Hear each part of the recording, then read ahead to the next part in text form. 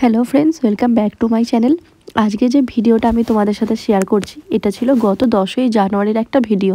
তারপর অন্যান্য ব্লগগুলো আপলোড করতে গিয়ে এই ব্লগটা আপলোড করতে ভুলেই গিয়েছিলাম, তাই ভাবলাম আজ তোমাদের সাথে শেয়ার করে নিই। তো গত 10ই জানুয়ারি ছিল আমাদের তারকেশ্বর মন্দির রোডে চামুন্ডা মায়ের পুজো, আর আমরা এখন যাচ্ছি সেখানেই পুজো দিতে। আমাদের বেড়াতে যাওয়ার কথা ছিল 10 তারিখেই, কিন্তু এখানে মায়ের পুজো দেবো বলে একটা দিন পিছিয়ে গিয়েছিল।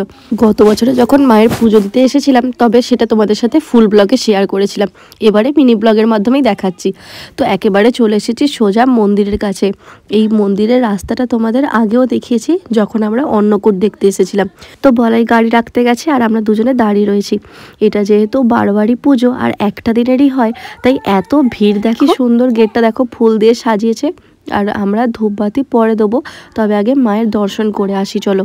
প্রতি বছরেই মায়ের পুজো পৌষ মাসেতেই হয়, তবে এবারে বলাই আগে থেকেই বলে রেখেছিল যে আমি এবারে পুজো দেবো মাকে 108খানা জবা ফুলের মালা দিয়ে।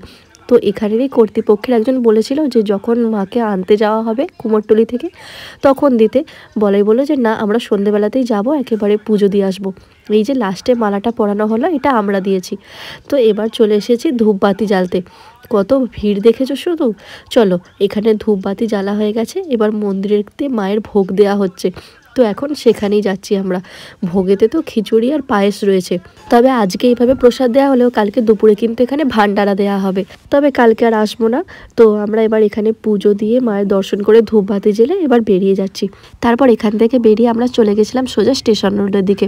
আর তোমরা তো জানোই যে ওখানে আমার পছন্দের লেট্টি পাওয়া যায়, তো সেটা কিনে নিয়ে এবার আমরা যাব সোজা বাড়ি, আর কোথাও দাঁড়াবো না।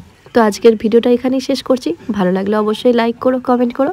সকলে ভালো থাকবে, টাটা।